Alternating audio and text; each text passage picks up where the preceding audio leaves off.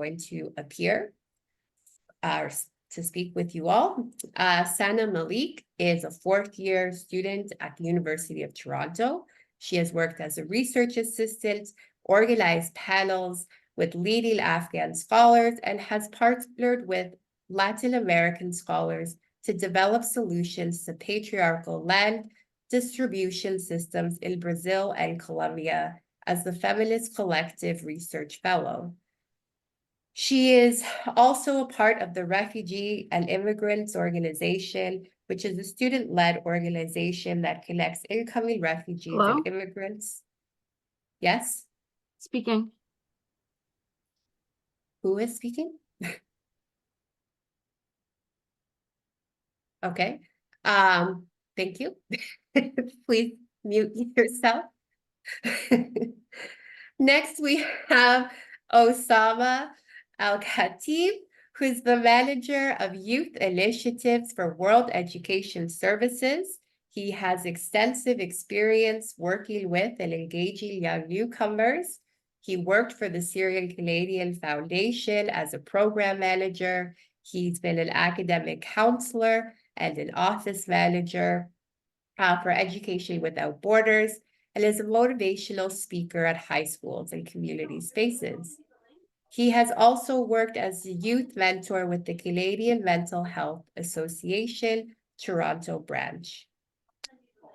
Following Osama, we have Nada Al-Baradan, who's a community organizer, volunteer, artist, and a third-year university student at the University of Toronto.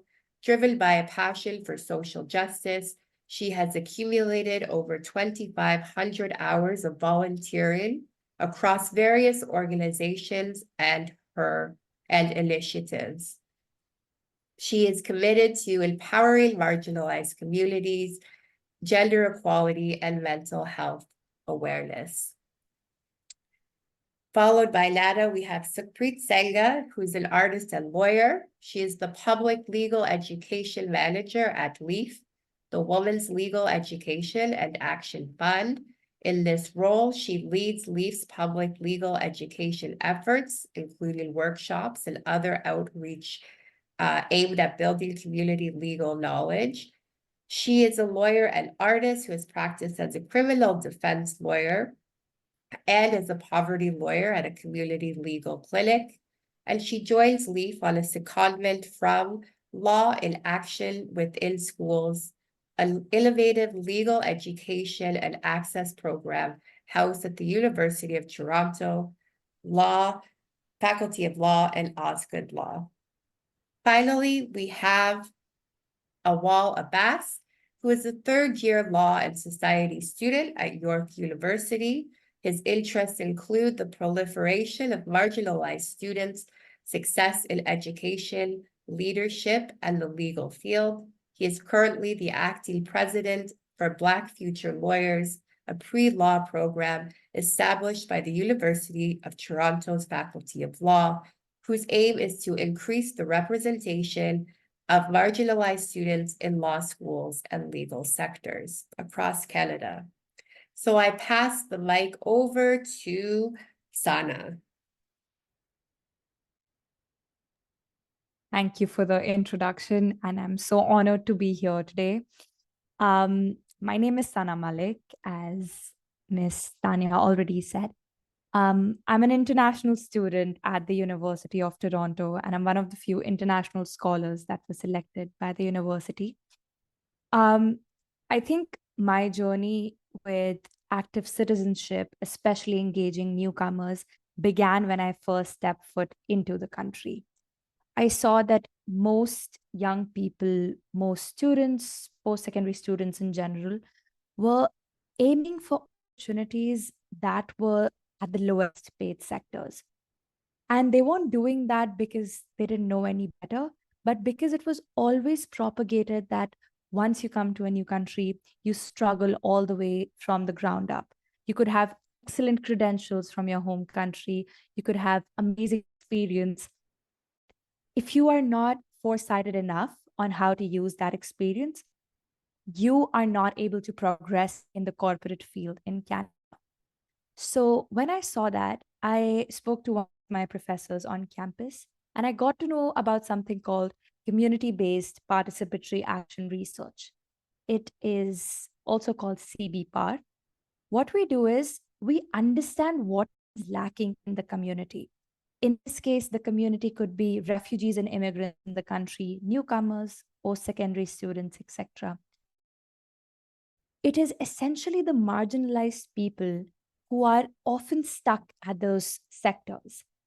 And we were trying to assess what were the difficulties that they were facing. And we found out that there were three major ones. The first one was lack of Canadian experience. Canada as a country requires Canadian experience. It is built on Canadian education systems or Western education systems. If you are from a quote unquote developing nation, your experience wouldn't match up to North America's particularly. Second, when you come to the country, you lack a formal network of mentors. These mentors are people who often face different hurdles like you would, and they were able to navigate these hurdles and sort of assimilate in the country while maintaining their identity. And lastly, we saw that discrimination manifests in a lot of ways. And we wanted to ensure that we could understand exactly how it was manifesting. So we took into consideration all of these things. And I launched something called the Refugees and Immigrants Organization. TRIO assesses the needs of the community and connects them to these corporate mentors or mentors in general. So these students, these newcomers, refugees, and immigrants have a chance to understand how to flourish in a society that is so foreign to them, essentially. And today we use a lot of social media tactics to do that. It is still underway, and we have a large community of volunteers who help us. So we sit with people, we ask them about their challenges, and we correspondingly sit with a mentor who tells them how they were able to navigate these challenges. So we are able to expand our demographic and really reach out to the community while also formally researching what the needs are. So that's it about me. Thank you for giving me the platform again. Thank you, Sana, and we look forward to discussing with you further. Next, can we hear from Osama, please? Thank you, Tanya. So, and of course, thanks for providing me with the opportunity to speak here today. So basically, when Tanya reached out to me to talk about this topic, like youth engagement in civic actions and civic activities, I thought I would cover two major things I would like to talk about today. And these points are: what does it basically mean to treat youth as experts of their own needs and experiences? And the other point I'll be covering today is how to use creative mediums to engage youth in civic engagement. So basically, I'll take the chance here today to talk about a pilot project I've been working on since last year and will be working on this year as well. It's called the Youth in Design Pilot, which seeks to basically catalyze behavioral changes among program participants and ultimately bring about changes to the ecosystem level. So the pilot last year brought together refugee youth and service providers across the refugee youth serving ecosystem to co-design solutions that tackles the social capital challenge that refugee youth usually face when entering the labor market here in Canada. So what I want to talk about today basically is co-designing these solutions with their end users, and that also apply to the civic engagement activities we like to design with youth. So in this case, refugee youth have, or the refugee youth lived experience and living experiences are essential to creating effective and sustainable solutions that basically address the specific needs for this population. Refugee youth, or youth in general, bring a unique perspective to the design processes, and their living experiences can inform the development of these programs and services to better, suit their needs. And to do so, here at World Education Services, we used a framework called Equitable Partnership Principles, which is a framework that fosters agency amongst all partners as they equitably share decision-making about the design of the program we want to co-design with each other. So the main goal of that pilot was to test the co-creation process based on equitable partnerships principles. There are several reasons why I chose basically to highlight this pilot or work, but one of the most important reasons is the importance of embracing the fact that youth, in our case was refugee youth, are experts in their own lives and needs, basically. So having them on the table as experts is a crucial thing to consider when engaging with them. And I want to talk about it today from a justice and equity lenses, actually. So basically, centering these voices should be no-brainer to those who want to create civic engagement initiatives or want to engage youth in civic activities. Prioritizing these voices and perspectives of the youth will only result in creating civic activities that are relevant, suitable for the needs and wants, and as a result, of course, centering these voices enhance the youth ownership of these activities, which naturally will lead to improved participation and engagement. Also, by centering these lived experiences or living experiences, those who create these civic engagement programs and activities will be on the right track to providing equitable opportunities for these young people to, participate, lead, influence decisions that affect them. So engaging young people on this level will absolutely address the power imbalances that exist between adults and young people. So by creating spaces that are inclusive, that are safer for all youth to participate and engage, contribute with their without fearing of discrimination or marginalization, will be able to tackle one of the major challenges organizations usually face when engaging young people. As we all know, power imbalances between young people and older generations is one of the biggest elephants in the room, and usually we face a lot of challenges dealing with it and addressing it in a meaningful way. I know that might sound easier said than done. However, from a personal perspective and experiences, there are ways to do that, but it all starts with the attitude we have when embarking such a journey. From our experiences, for example, here at WIS, putting the learning hat on and taking off the I know it all hat was absolutely major factor that helped creating a meaningful experience for participants, especially youth, in engaging in a process that use co-decision making and co-design as major mechanisms of the work. So going back to that point, treating youth as experts in their own lives, journeys, and needs is a learning journey, and we need to treat it as such, actually. It's a commitment to an ongoing, learning and self-reflection to identify and address biases, stereotypes, systematic barriers that usually hinder the equitable youth engagement we want to see in place. And doing that, we can do that basically by actively listening to these people without judgment, with an open mind to learning, create spaces for them to express themselves, building trust, which is a crucial also component of effective youth engagement, and actually spend the resources and the time to build this trust. Of course, also offer support and resources and guidance to support these young people to navigate the challenges they face in their daily lives is also a tool to use when engaging with youth.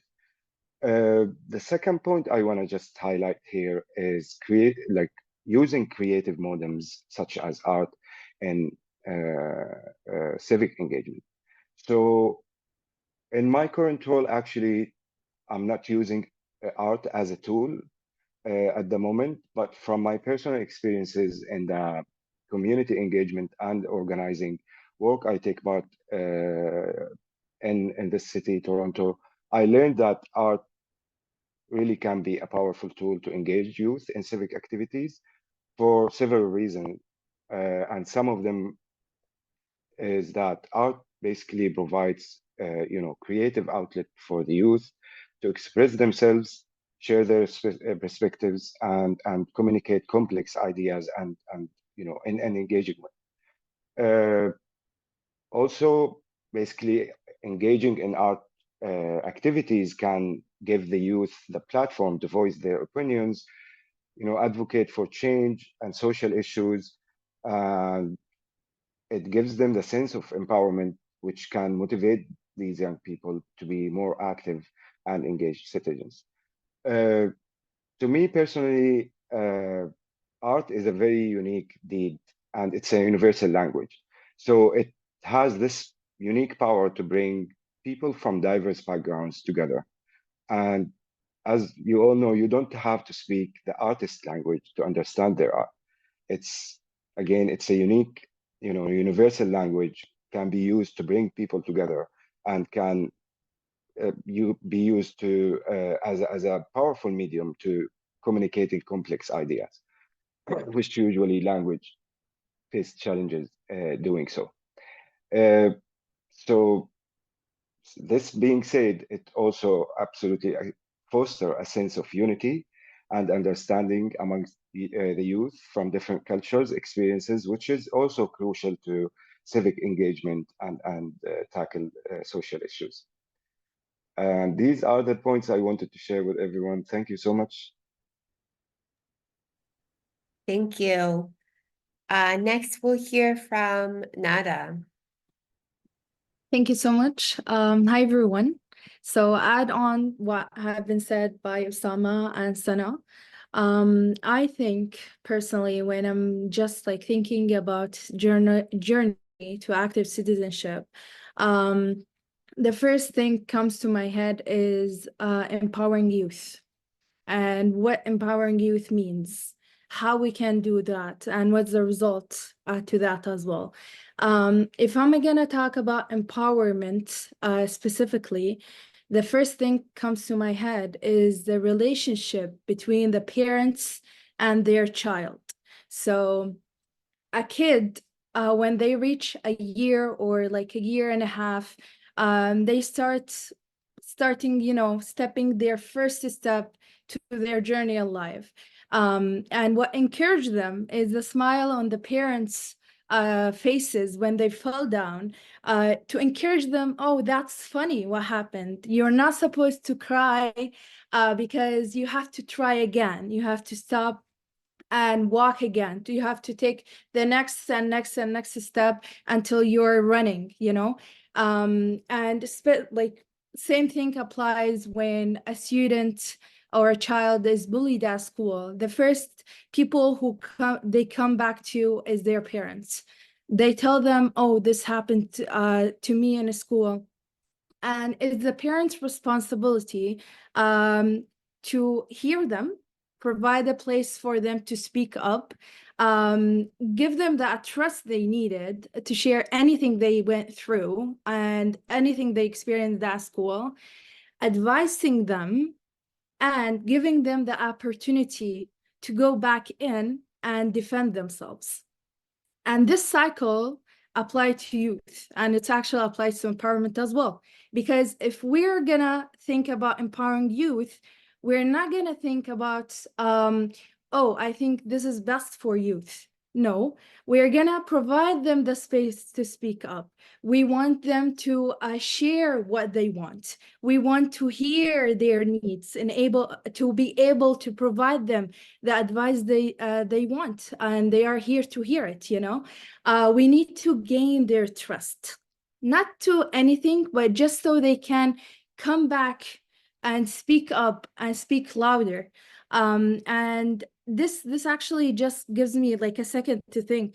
If a youth is empowered and inspired by an idea after noticing a gap in the community, and they just developed a result for that gap. They looked around and they saw this organization where they said, I can go there and I can't find my solution there. They're going to help me to develop this solution for everyone and for the community.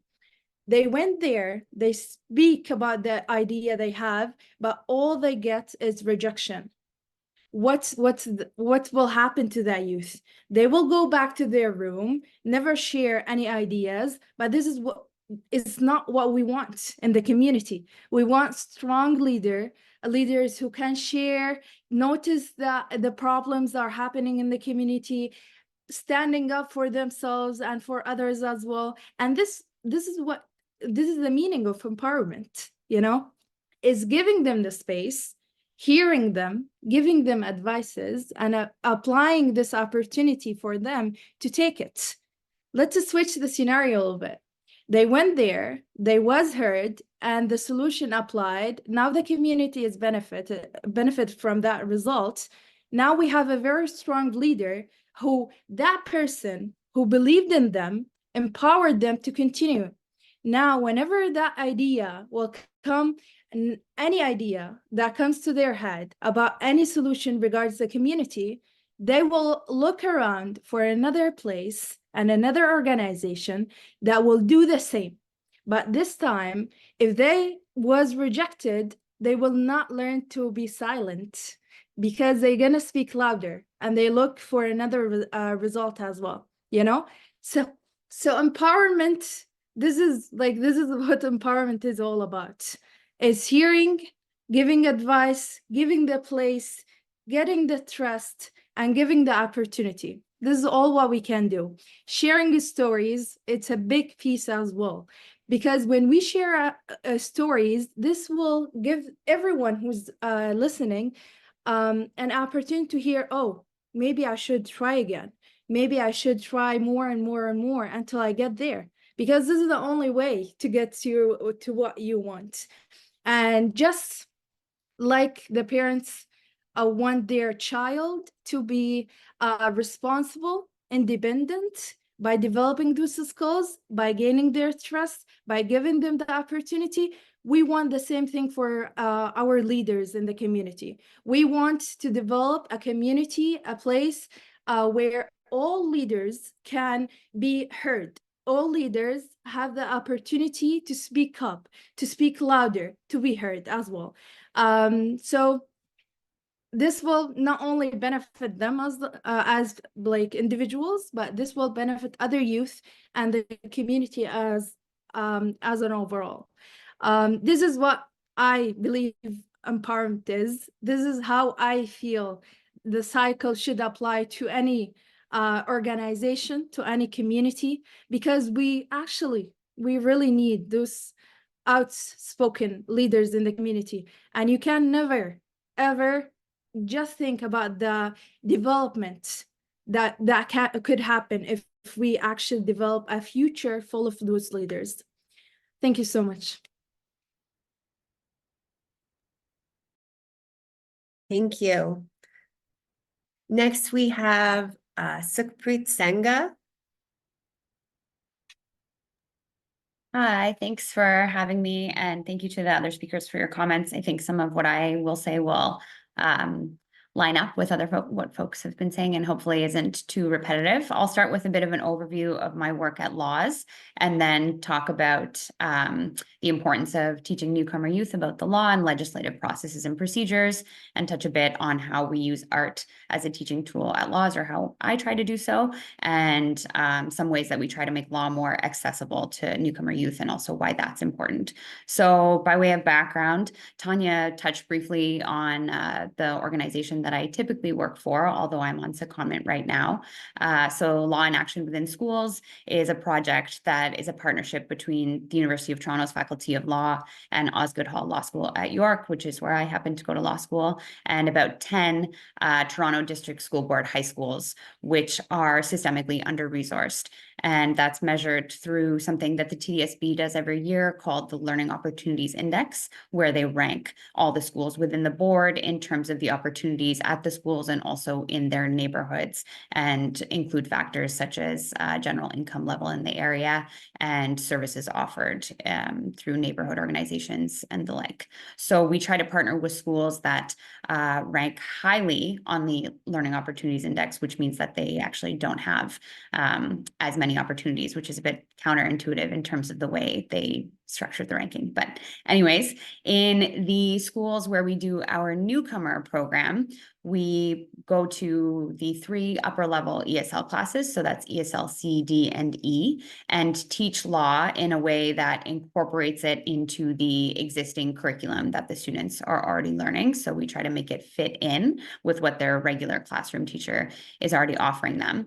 And we do sort of one class workshops on specific areas of law, like perhaps immigration law, criminal law, employment law, human rights law, various areas based on student interest and what lines up with what the teacher is already covering. And then in higher level classes, we'll do things like debates, which will cover more than one period, and mock trials in the highest level ESLE, which will typically take a full week. And I think that this type of early introduction to Canada's legislative processes and legal system for newcomer youth is really important, because if you are not told about the legal process and how it works and who holds power and how they make their decisions and how you could try to involve yourself in those processes and that decision making, you know, how could you possibly harness your power as a youth living here now? So I think that those systems are purposefully opaque, and this type of instruction can be unfortunately rare. And so what I'm trying to do when I'm going to classes and working with youth inside and outside of the classroom is empower the youth to know, they have a right to be involved in high-level decision-making at the municipal, provincial, and federal levels. And they have a voice that is often purposefully marginalized. I think that a lot of youth, have an inherent sense of justice and sense when things are unfair. And one reason why a lot of people in power do not want them to know the ways that they can get involved to harness decision-making and influence what happens at the government level is because of a resistance to this youthful sense of justice and fairness, which is often taught out of people's thinking as they proceed through the education system. So part of my pedagogical value is, I hope, trying to resist that. And I'm seeing some questions in the chat, which are maybe for me. Could you repeat what types of schools offer this program? Yes, we have partner high schools in the Toronto District School Board. So there's a select number of high schools that law is partners with. So it's not a program that can just sort of be brought into one class. There's more of a long-term partnership. So the website is lawinaction.ca and the schools are listed there. And I see another question for me. Do you have any guides regarding youth justice? We don't produce publications at Laws. It's really about in-person work for our programming. But if you look at the Ontario Justice Education Network's website, ojen.ca, I think it is, but if you Google Ontario Justice Education Network, they have a lot of workshops and materials that would offer information around different areas of law for youth. I hope that might be what you're looking for. I will try to keep an eye on the chat some more. Oh, and I see somebody's helpfully put Law's website in there. Thank you so much.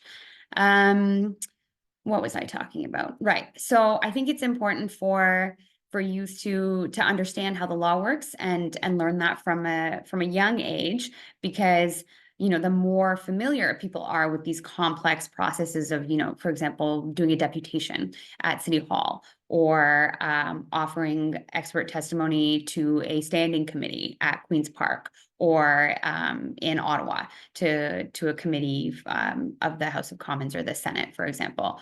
There's sort of a lot of similarities between those processes, and those are things that anyone can do. I have more familiarity with those processes because I happen to be a lawyer and I happen to have done all of those things. But one of the reasons that I also have more familiarity with those processes is because when I was a high school student, I wasn't a newcomer. My parents were immigrants, but I was born here and I went to public high schools and had the fortune of some strong teachers who offered us opportunities like the one I had in high school of working at Kitchener City Hall at City Council as a municipal council page. That was one of my first jobs when I was about 16. And so seeing the inside of the City Council process and how decisions were being made, and getting more of a view of the people who came and made deputations regularly in front of City Council, and the fact that they were just normal people. They're not all experts. People do involve themselves in these processes and they have a right to do that. And seeing that for me as a youth really informed my comfort level and knowledge of how that works. So I'm also trying to impart that to people because of seeing how it gave me some more belief in my own power and right to be in these spaces. So I think that that's important for newcomers, especially because people might be coming here from countries where there is less of an ability to have your voice heard, and have come here by choice or not. And there may be very good reasons to fear law and the government through experiences that people have previously had. So I want to try and counter that with the knowledge that the situation is a bit different here, and that could be true, but hopefully it's not. Hopefully it is safe to use our legal processes and to involve yourself in government decision making. And also outside of that, in terms of the other areas of law that we teach about, like employment law and human rights law, criminal law, immigration law, of course, those are all very relevant too to youth and adults in terms of knowing your rights and how to proceed if you think those rights have been violated. So employment rights, I think, are a big piece for youth because often people are starting to work, right? So newcomer youth and other youth around 16 often is when people start to consider getting summer jobs or working part-time during the school year. And unfortunately, youth workers are some of the workers whose rights under the Employment Standards Act and other relevant legislation are often violated by employers because they have the assumption that young people don't know what their rights are. They don't know what minimum wage they might be entitled to. They don't know their rights to breaks or overtime pay, things like that, right? So part of what we try to do in the program in our newcomer classes and workshops is really teach those fundamental rights that could be useful in day-to-day life, so that people are empowered to sort of speak up if they're not getting something they should be at work or elsewhere, and to know where they could file a complaint, for example, and where they could get free legal help. A lot of folks, especially when they're first coming here, wouldn't know what resources are available in the local community. And some of them are very valuable and free, like community legal clinics, which offer services in areas like immigration law and criminal law and employment law for free to youth and others. So I also try to make folks aware of that.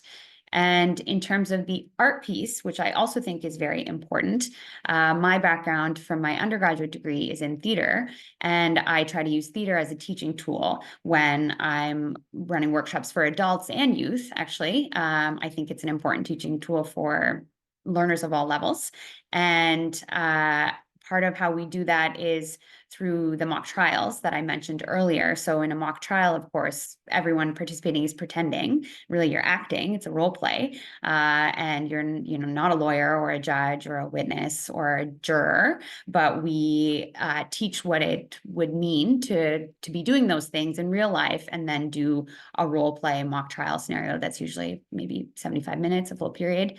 And I think that's a really important way for people to learn, because it's experiential. experiential. So it works for people who, learn more in that mode versus things like reading or listening. And also it gives you a sense, hopefully, of some comfort in that position that could benefit you in the future if you were actually to be a witness in a trial, for example, or a juror in a real trial. Now you've done it before. And of course, it was a mock trial, so it's fictional, but at the same time, the processes and some of the feelings even would be very similar to what happens in real life. And I think that that type of experiential learning, which is theater-based, is very important to really try and deepen a learner's understanding of what they're taking in and to experience it at the same time. And I think I was asked another question in the chat, so let me just check on that. Am I involved in youth justice diversion? No. Laws does not do diversion work. It's very important, and I was involved in it when I was a criminal defense lawyer from representing clients, but an organization that does does really great work is called Peace Builders. If the question asker is not familiar with Peace Builders, I would encourage you to look into their diversion work. I think maybe I might be at time. I haven't really been tracking, but I think I will pass it back. Hopefully that answered the questions I was asked to address. Yeah, that was great. And we're going to have like open discussion as well, right? So we can continue on these conversations. Awal, please take the mic. Good afternoon, everyone. And before I say anything, I want to take a moment to acknowledge the incredible points made by Sukhpreet and the rest. Interestingly, I was one of the students at Law's program. So I was a newcomer. I came to Canada. I wasn't sure what I wanted to do. I didn't have any knowledge about education or academic background. Then I remembered being connected to the law program. And here I am. I'm in my third year studying law and society at York University and preparing to go to law school. I want to cover 2 points in this session right now. And first of all, I want to talk about the importance of the law program as being a newcomer in Canada. And secondly, I want to talk about the accessibility process when accessing settlement services as a newcomer. Speaking about laws, I came from Nigeria in 2018. I never had any academic knowledge. I was a very, I wasn't a bright student back home. I came to Canada. I was trying to start a new academic journey to improve my academics and hopefully get better, graduate high school with a good grade. At the same time, I wasn't sure of what I wanted to do. Then I remembered connecting with my guidance counselor, where she talked to me about, different options and various industries and how I can prepare for them all. My guidance counselor connected me with Lot's program, and she was like, maybe you want to find something to do during your free time, because I informed my guidance counselor that reading is something I love to do. And anything that involves competition or debate, I'm ecstatic about it. Then she decided to connect me with the laws program. Speaking about the valuable experience in the laws program, first of all, the laws program prepared me for my post-secondary education. Second of all, it provided a great opportunity for me and clarity for my professional achievements and goals. And thirdly, it opens the door of opportunities for me even after I graduated from high school and the law program. One of my major and valuable experience with laws was when I was provided with the opportunity to participate in the mock trial, which we had at one of the Court of Justice in downtown Toronto. And I emerged as the best witness in the mock trial. And that was when I knew that absolutely going to law is definitely something I wanted to do. It was a great opportunity because in my life, I've never found such a great opportunity like that, where I'm able to advocate, I'm able to express, and I'm able to, contribute into something that I'm really passionate about. This alluded in me to build my oral advocacy skills over the years. And the result of this was when I was selected as a candidate to participate in the Law Dean Moot at University of Windsor Faculty of Law, and I emerged as the spirit of the moot. I look over the years and I believe that the laws program sets a concrete foundation for me on that journey. Because without laws, there is no other, option that I would have actually considered in my academic and professional goals. This kind of contributes to where I am today. And another positive and valuable experience this resulted as well was that it prepared me for the legal opportunities that will be open to me. Because when I participated in the laws program, I also got the opportunity to get a peer mentorship with lawyers on the Bay Street core. So this was when I got the opportunity to visit law firms, to connect with lawyers and partners, to get my questions answered. At the time, I was curious about the different sectors and what they do in the legal field. This was when I was able to get an accurate clarity on what I wanted to practice and what I wanted to do. As a result of this, in my second year of undergraduate studies at York, I got the offer to step in as the president of Black Future Lawyers, which is a program that was established by University of Toronto around the time to proliferate and enhance the rate of marginalized students in the study of law and the legal sector as well. Then looking back, I believe that laws set the precedence for this milestone for me because it provided a framework and an opportunity for me to hone my oral advocacy skills. It also provided a precedent of legal opportunities for me. Third, and overall of everything is laws provided an opportunity for me where I was able to dream and believe that I could achieve anything I want to, in the sense that I was able to transfer the skills and success and milestone I achieved from the laws program into my academic journey.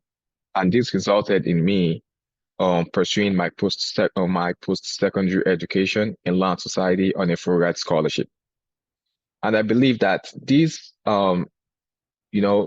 this also relates to the second point I want to address, which is how the process of accessing settlement services has been. When you come to a new country, especially when you can't really speak English, when you came to a new country, which is a Western country, and you had to register in ESL class, you have to learn how to speak English because you couldn't speak it back home, because that wasn't your first language. And you live in an area of your country back home where English is not the predominant language that is being spoken. Accessing services, especially settlement services in a new country, can be daunting because first of all, you are going to face a language barrier. Second of all, you are more prone to be delayed or not being taken seriously. And third of all, there is a high probability that you don't really have anyone attend to you or even get a response as well. So when we talk about laws and how my experience in accessing services has been, it's made me to understand that, I don't really get everything I wanted to because of my language barrier. And second of all, because of my status in the country at the time, being a newcomer and trying to, incorporate myself into a new society. It was a great challenge for me at the time because first of all, it really affected me in my academics in terms of the way I need to answer my academic question, the way I need to write, the way I need to do my assignment and all. Second of all, it affected the way I communicate with others. Maybe because I want to access a service, for example, and the people have a hard time trying to know what I wanted to get because I couldn't communicate well at the time. Also, it's something that I had to deal with at the time, and it was daunting for me. It was challenging for me. However, I look, getting engaged in a program where they were able to accommodate my status, my position in the country at the time as a newcomer, but also to also welcome my situation at that time as a person who couldn't speak English at the time, and to train me through the laws program into somewhere and to achieve a huge milestone that I'm very proud of today.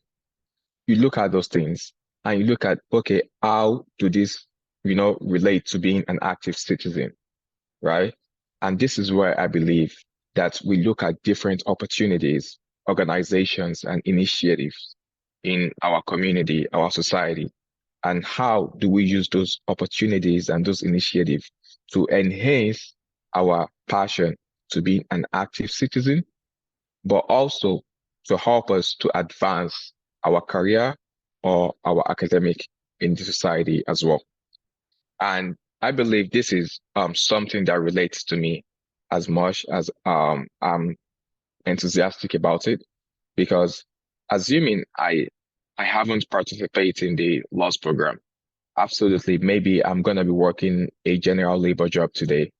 I wouldn't pursue my post-secondary education, and perhaps I wouldn't take, settlement services, initiatives, and organization. I wouldn't take accessing those services seriously anymore because I would have looked down on myself that absolutely I can't achieve any feats and I can't achieve anything academically and professionally. And, this is something that I believe, and this is why it is fundamental that we have organizations like OCASI, the laws program, and working to mitigate those externalities that are affecting, newcomers in Canada. And this is something that relates to me and I'm eager to speak more about. Thank you so much. We are going to go into breakout rooms shortly. I just want to acknowledge and say thank you to Sana, because I know you have to leave soon. If there's any last thoughts or reactions you want to give before you head off, I give you the floor, but no pressure, kind of putting you on the spot. I did want to acknowledge your participation and say thank you regardless. I really wanted to thank you. Firstly, I mean, it is such an enriching experience to be here. I've been taking notes, and these are resources and stories that I didn't know about. And it's so profound to be here and sit with individuals who've done so much work in this field that it is important that all of us collectively come together and do something significant. And this is the first step towards doing that. So I'm extremely grateful and honored to be here again. Thank you for having me. Of course, and thank you for the work that you're doing. I know a big piece of it is mentorship, and that's so important. So thanks again, and good luck with everything. And Thank you. I know we'll be hearing from you in the future for sure. Thank you so much and have a great day, everyone. Bye-bye. Thank you. I'm going to pass it to Paul to give us a bit of a explanation about the breakout rooms. Wonderful. Thank you so much, Tanya. And I would like to say a big thank you as well to all of our speakers for just so many enriching and fascinating discussions. I just love the different perspectives that we were able to get there. I think it made for a really, really rich conversation. And I certainly learned a lot, and I'm really looking forward to learning a lot more in the breakout rooms. So here's how the breakout rooms are going to work. We're going to have a facilitator from among the speakers. So that'll be myself, the rest of the Journey to Active Citizenship team. So Rustam, Farhana, Jasmine, Tanya, and then some of the speakers as well will be facilitating in the breakout rooms. Now you'll be assigned randomly to breakout rooms with facilitators. But here's a kind of crucial point. If you need ASL or LSQ interpretation, we'll ask you to come back to the main rooms. That's the room we're currently in.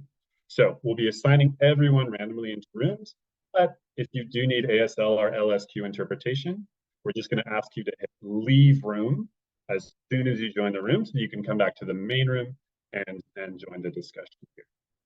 The same goes for if you would like to have a conversation in French, we'll be able to do that in the main room as well. It's just that in the main room, that's the only place where interpretation is available. Zoom interpretation is not available in the breakouts. So I think Tara is going to be opening the breakout rooms. We'll be in breakout rooms for about 15 to 20 minutes. There'll be 1 to 2 facilitators in each room with a set of questions, and then we'll all come back for a share. Yeah, Tanya, I hope I didn't miss anything there. No, that was great. Great. Thank you. All right. So we'll all be split up into our breakout rooms. It might just take a little second just for them to get organized, but you should be getting a notification when you join one of the rooms. If you're in the main room, you'll be with me. With other facilitators in other breakout rooms if you're in one of the breakout rooms. Great. So we're just all coming back from our breakout rooms. I know it was shorter than we had hoped, but we can bring the discussion back to everyone.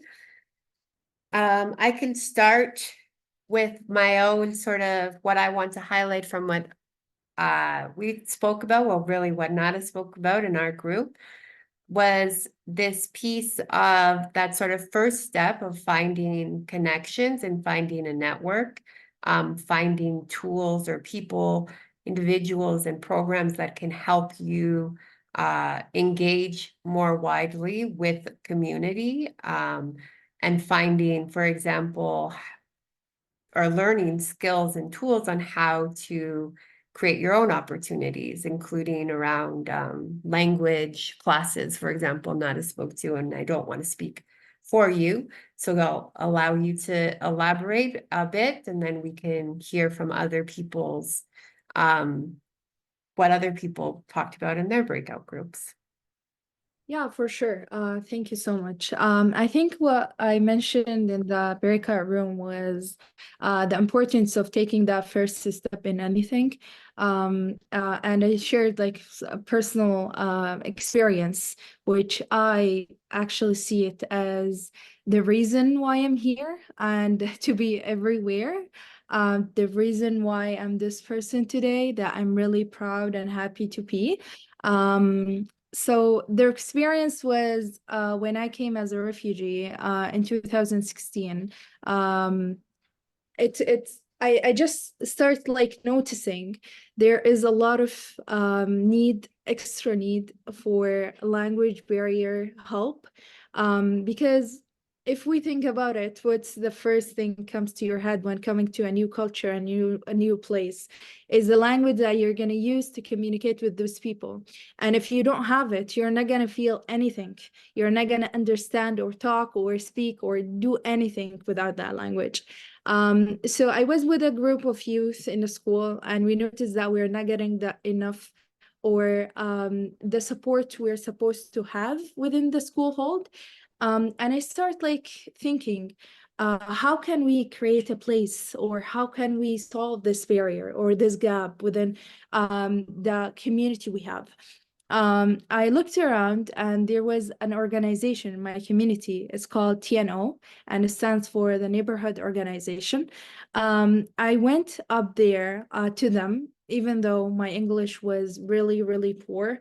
But I used the language or the words that I had at that time.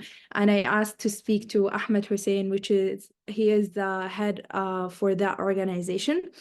I asked him for a room, a place to have after school learning sessions, extra help in English for me and other youth. And at that time, he responded. And we initiated the after school sessions. More than 10 youth attended. And now, if we look back, those 10 youth are attending best university and colleges in Canada.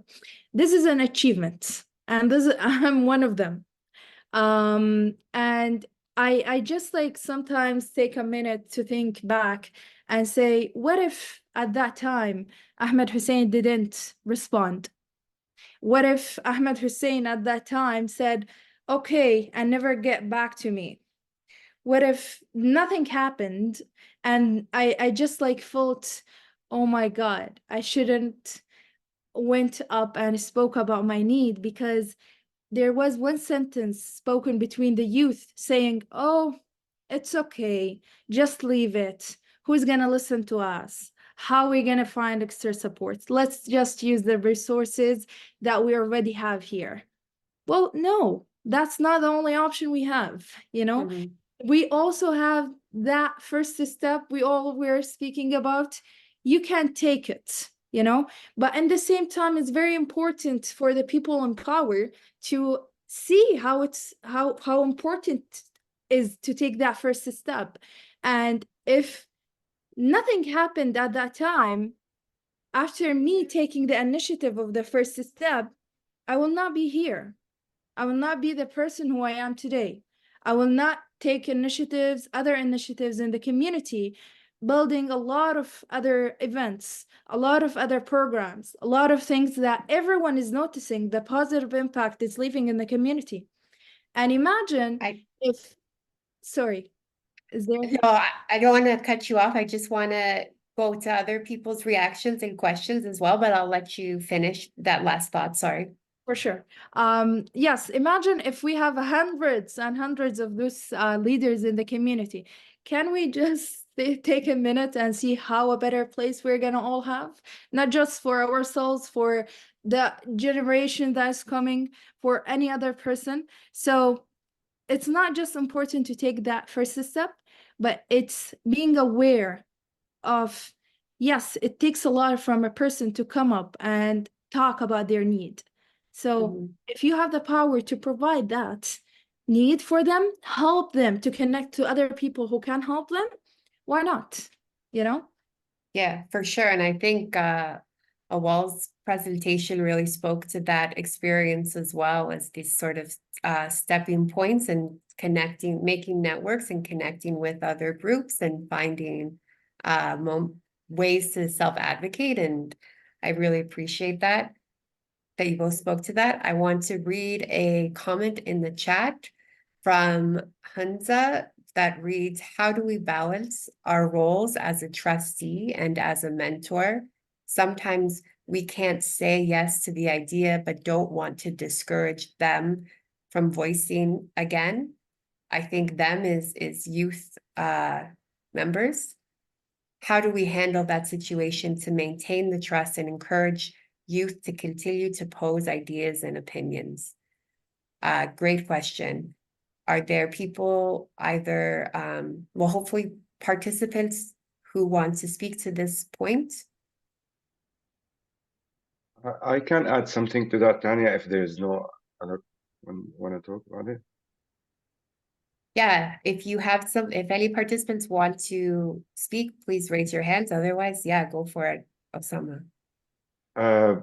One major thing we tested out throughout the youth in design pilot I talked about was the full transparency. And what I mean by that is literally communicating the challenges we face as an organization, providing a program, sharing these challenges with the youth, give them the agency to know what's happening. Why are we saying no to your idea? Is it a funder-like issue? Is the funder is not allowing us to take on your idea? Is it you feel like it needs more, planning? Is it available? Just communication, open communication, and full transparency with people will give them, the self-worth and make them accept these challenges instead of, perceiving it as a harsh kind of treatment. No, I can't implement your idea. The why is very important to youth and everyone in this. Like, I'm not just talking about youth. So throughout the pilot, the youth in design pilot, I faced so many challenges, and I communicated it in the most vulnerable ways you can imagine with the youth. And what I received was support and love and understanding. So that's what I would add to that. Thank you. Thank And we you. have people in the chat agreeing with you. Sorry, did someone want to add? Yeah, actually, I wanted to add a point to what Osama have shared, because it's a great answer, to be honest, and I totally agree with it. And other thing that maybe we can do is not ignoring the youth, not hearing them for once and never follow up with them. This is a big piece, actually, because if that happened, you're gonna lose the trust of the youth and they will never come back or share anything they want. Yes, being very clear of the steps of the idea, why can or why we can't do that idea is very helpful, but maybe also connecting them to other networks or other people who can help with that idea does help a lot. Following up as well, just to not let them feel that they are ignored and they are not heard, So to share that. Thank you. Thank you. I think I saw a hand of Abdul.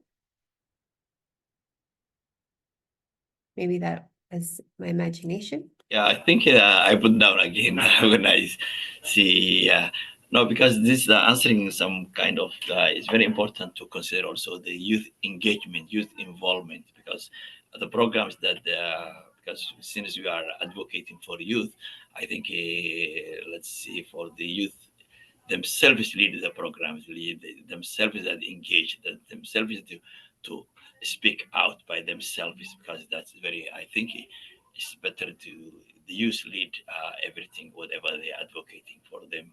That's also to encourage about the youth programs that to involve, to be the leaders of the any issues that respond to their needs, because they know more than us about their needs, honestly. Therefore the youth themselves is to be part of the also the participants, part of the decision makers, for example, let's say like that. Also, I think that also youth involvement programs is very crucial to encourage that. Thank you very much. Yeah.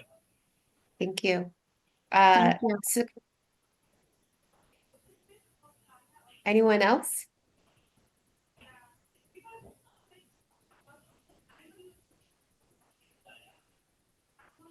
Are there other themes or points that you want to highlight from your breakout rooms? If not, I mean, I think what I'm hearing is the importance of, yes, centering the expertise of youth themselves.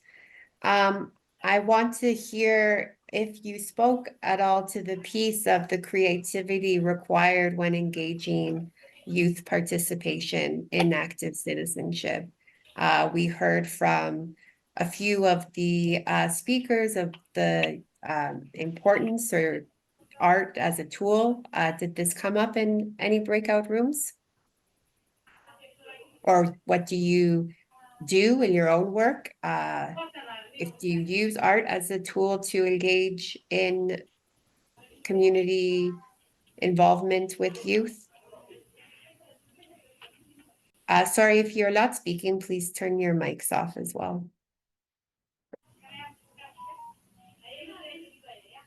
Yeah, I think, yeah, we discussed about how the arts are very important here among the. Oh, Abdul, do you want to come back? I think that was Abdul, no? Yeah. Okay. Sorry, go ahead. Yeah. Sorry. Yeah, go ahead, Paul. No, I was worried that we lost you there, Abdul, but because I don't want to speak for you because we spoke about art in No, that's our okay. in our That's breakout okay. room there, and the No, that's importance because of art in working with youth that you gestured towards. In fact, you gestured towards the art that you have in your very office, right, which was done by some youth that you work with. I think one thing that we wanted to highlight the importance of is just how useful art is when you're engaging with folks who might not be comfortable in English, but or are developing their comfort in English, but really, really feel like they have something to say and something they want to contribute.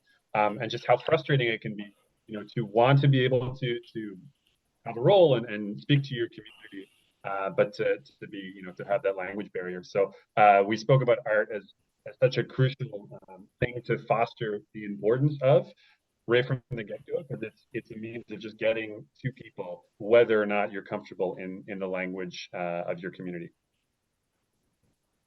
But Abdul, you're the one who works with the youth. So feel free to. I'm not sure if we have youth in the audience besides beyond the presenters, but is there any youth members who want to speak to their own experience of using art for expression? But if not, I'll pass it back to Tanya. I think it's interesting, like a lot of the youth that do participate in our arts-based activities, they definitely have an interest, but sometimes we just need to sit with them and go through the process of trial and error and really encourage them to kind of keep on trying until they figure things out. Because I noticed in one music activity, the boys were very interested, but because they weren't learning as easily, they kind of put the instruments to the side. And then when some of the staff members went out to actually help them learn step by step and practice it step by step, they actually became interested and were excited to show it to the rest of the youth that were there, their friends. So I think really just trying to get that interest out of them by encouraging them to try and keep on trying is really, really like kind of a good thing to do for them. So is she taking online school? Thank you. Could you just tell me who's speaking? Who that was speaking? Oh, this was Hunza.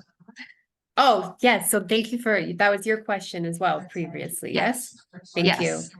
Jermaine has their hand up. Yes, thank you, Tanya. So I think, it's important for us to find ways to engage youth. I think that's number one. And, like through art, a great way for them to kind of pull in their experiences and their interests, right? I know that, we have a program at Access Employment for youth getting into the tech industry, right? The IT Accelerator program. And what we found is that, youth, when we meet with them, there's a small portion that they're sharing with us, and there's a whole lot going on in the background, right? So I think it's important for us to kind of help them navigate, through that, I guess, through that information and all those situations that they're dealing with, and help them to kind of, make the correct steps towards their career path. With the art, I know one youth that came to mind, she was well educated, and she was struggling with employment, and it was a lot came from confidence, right? We had different workshops, we had connected her with different mentors, and then what we ended up doing was we were able to end up connecting her to a role at a, because she loved music. She played, I think, 2 or 3 instruments. We ended up connecting her to a role where she was doing administrative. So she was starting to use some of those skills that she was learning, through our tech program, and also pairing it with her interests in music. And then she ended up working as admin within a music school, right? And I think as soon as she went in there and she started working, she even her voice on the phone, she was so like high spirited.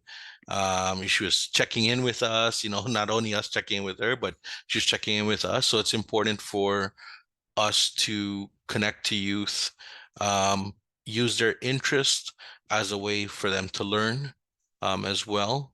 And, from the speakers today, I think one of the other areas we were speaking about it in our breakout rooms was the importance of, knowing the law, right? And knowing their rights, and, the importance of knowing, about their status when it comes to, international students, newcomers, and there's individuals themselves on where their eligibility will go. So thank you for that. Thank you. I'm hearing a lot of points about, well, not explicitly, but undertones of this importance of mentorship as well. And I've heard from the 2 youth member speakers who are still here, the ways in which they've practiced mentorship. And I wonder if other folks in the room have this experience, and or if Awal wanted to speak more to that point, or if that came up in your breakout rooms.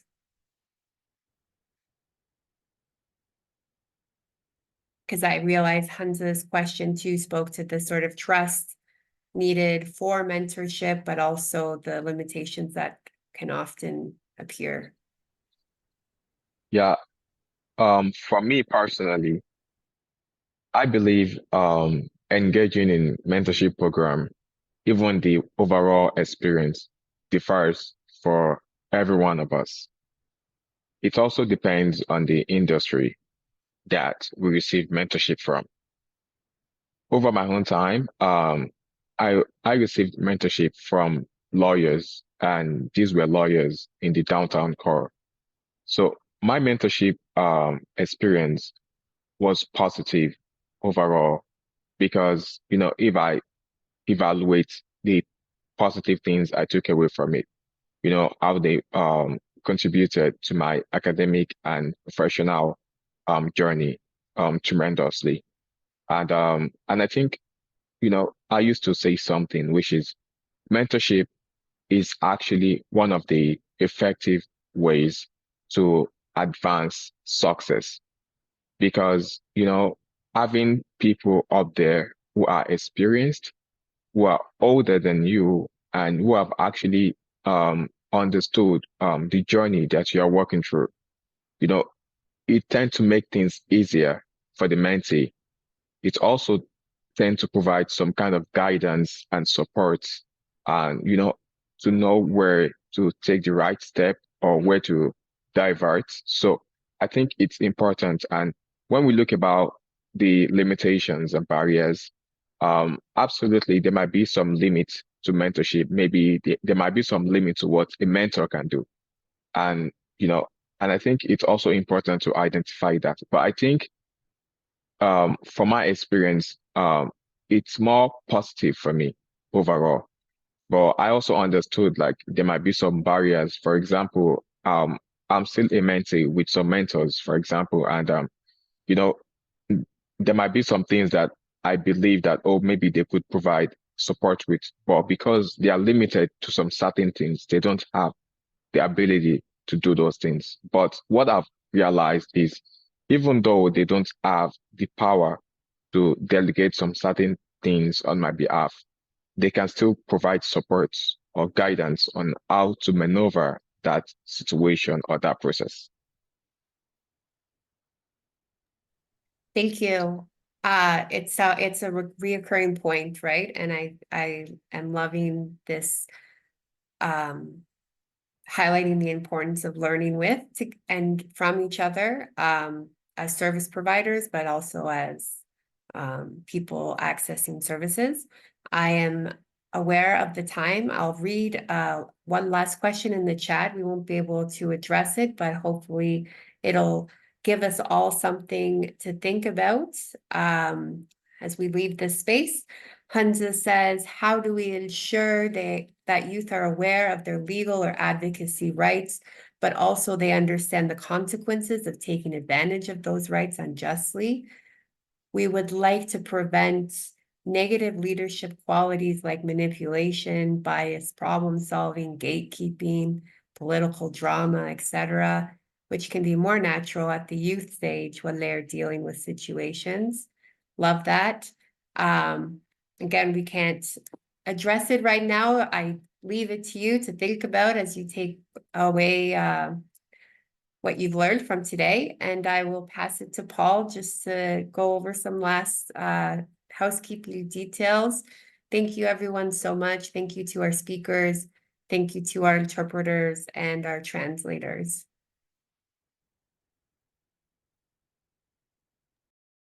Thank you so much, all. And I want to begin by apologizing briefly there. I was speaking over someone, I think, during that discussion. It's because I had the French audio muted with creating an echo, and that meant that I couldn't hear when anyone was speaking. So apologize for that brief glitch. Well, I wanted to thank everyone for joining us today and for the really rich conversations, and a huge thank you to all of our speakers, to our interpreters, to Tanya, and to the whole team for organizing the event. Before you go, we do have a quick evaluation of the project. Sorry, of the roundtable meeting that Tanya is just going to share the link to in the chat there. We'll just leave you a couple minutes to do it. I promise it is not going to take as long as it might look. There's both English and French text in there, and that's just because we want to have it in both languages. But I promise you, it shouldn't take more than a couple minutes. We are sending out swag bags to everyone for completing it as a thank you for completing it. So if you would just have a couple minutes of your time, we would love it if you could fill out that survey. It'd be really, really helpful to us. And then there's an option there at the end. It is optional, but there is the option there at the end to enter your mailing address so that we can email you or mail you that swag box. It will have a branded water bottle and a notebook that we can be sharing as well. While you're doing that, I just wanted to highlight that the Journeys to Active Citizenship project, we have our own youth program that we're really hoping folks can engage in. It's called Our Community Through Our Lens. It's a photo essay project where we are engaging youth to think about their place in their communities through art, right? Which is what we've spoken about, the importance of it in engaging people in active citizenship. So again, the project is called Our Community Through Our Lens. It's a project where youth can be learning about active citizenship through photography. If you are interested in engaging with this project, I invite you to send, I'll just put my email there in the chat, but you can reach out to any one of us, whether it's myself or Tanya or any other members of the group. If you want to be involved in the project, we'd be more than happy to speak to you about how we can do that. So I will leave that in the chat, and we'll just leave you a couple minutes. I know we're almost at 3 o'clock, but we'll just leave you a couple minutes to fill out that evaluation form, and please let us know if you have any questions or any issues with filling out the form. So much. And we have here just up on the slide too some other ways that we can be connecting with you, whether that's joining us on Twitter or X, by following us at Journeys to AC. You can visit our website, journeys-to-active-citizenship.ca. We also have a settlement community. Settlement, it's kind of referred to as like the LinkedIn of the settlement sector. You can join our group on there and participate in some of the discussions we're having on there. We also have a discussion hub on journeys-to-active-citizenship.ca where you can be participating in other discussions with the community. So invite you to join us there. We would love to have your participation. All right. Well, thank you all. I'll give you another couple minutes to fill that out. We do welcome you to stay here in the meeting room. If you have any other questions that you'd like to ask for the team, we'd be more than happy to speak with you. But if not, I will leave it to Tanya just to close us out for the day. Yeah, I'll just say again, thank you so much. It was great to hear from all of the presenters and to hear some of the comments and insights from the participants and the audience as well. And it's exciting to hear all the wonderful work that's being done with engaging youth and communities. So thank you for everybody's contribution to society.